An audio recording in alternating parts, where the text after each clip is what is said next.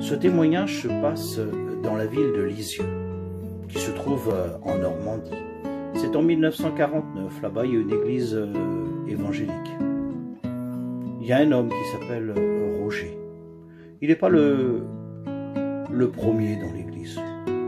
Bien souvent il est dans les derniers rangs. Il n'a pas une tâche qui est importante. On ne le met pas souvent à l'honneur.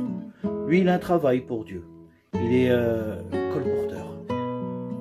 Et aussi, il se place sur les marchés et il distribue des prospectus. Aujourd'hui, on appelle ça des flyers. Et voilà qu'il se trouve sur le marché de Lisieux et il donne des invitations pour inviter les gens à l'église. Et là, il y a quelque chose une dame qui l'aperçoit, qui est une gitane. Et puis il a interpellé cet homme. Donc il va vers cette gitane et puis il lui donne ce prospectus. Il lui dit pas grand-chose. Hein. Il lui dit Jésus vous aime. Les miracles qu'il faisait hier, les fait encore aujourd'hui. Et puis il continue de distribuer ses prospectus. Et puis cette gitane, elle ne sait pas lire.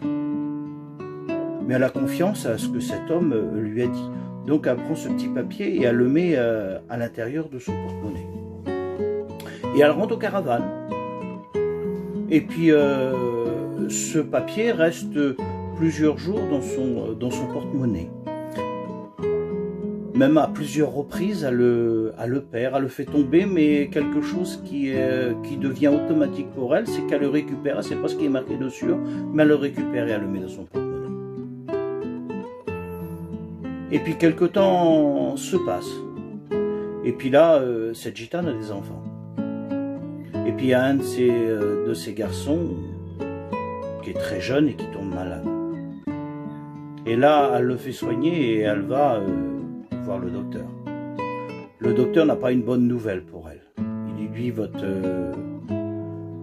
fils est atteint d'une maladie foudroyante. Il faut vous attendre à un moment ou à un autre à le perdre. Alors comme on peut imaginer, cette femme c'est une maman. Elle arrive dans les caravanes en pleurs. La famille est en panique. Nous allons perdre ce petit garçon. Quoi faire? Les docteurs, il n'y a plus rien. La médecine ne peut plus rien pour lui. Nous sommes en 1949. La médecine n'est pas ce qu'elle est aujourd'hui. Et là, cette femme se souvient qu'elle a vu cet homme sur le marché et qui lui a dit que Jésus l'aimait. Elle dit, j'ai un petit prospectus que je garde depuis longtemps.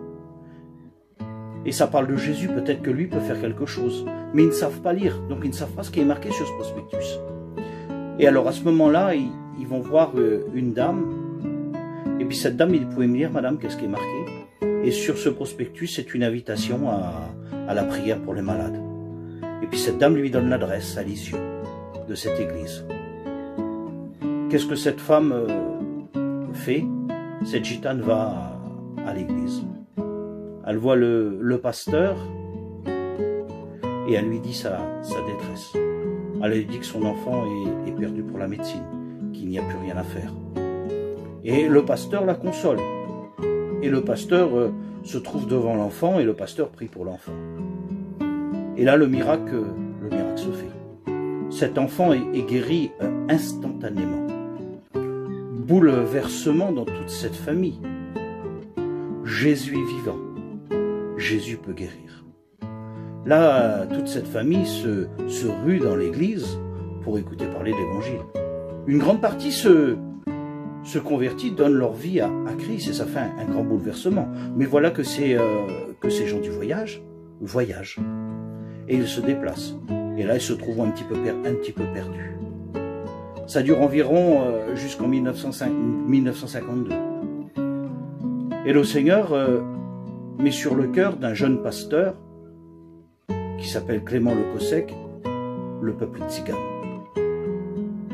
Et le peuple tzigane a besoin d'un berger. Clément Le Cossec répond au Seigneur présent. Et lui vient à la rencontre des tziganes. Et il leur apporte l'évangile. Clément fait des baptêmes. forment des prédicateurs. Ça fait boule de neige dans tous les gens du voyage. Et aujourd'hui, rapport que cet homme a écouté Jésus et qu'a donné ce prospectus à cette femme, aujourd'hui, plus de 7000 pasteurs à travers le monde. Plusieurs écoles bibliques tziganes en travers le monde. Un bouleversement et un réveil parmi tous les tziganes. Aujourd'hui, cette belle grande mission tzigane que nous avons, nationale et internationale, de vie et lumière. Alors c'est vrai que peut-être que tu n'as pas une grande responsabilité dans l'Église. Peut-être que tu n'as pas la première place. Mais le travail que le Seigneur a mis sur ton cœur, comme pour cet homme, Roger n'avait pas la première place. Mais en travers lui, un grand réveil tzigane s'est fait entièrement dans le monde. Que le Seigneur te bénisse. Ce témoignage que je vous donne, c'est pour glorifier le Seigneur et glorifier rien que lui. Il est le même hier, aujourd'hui et éternellement.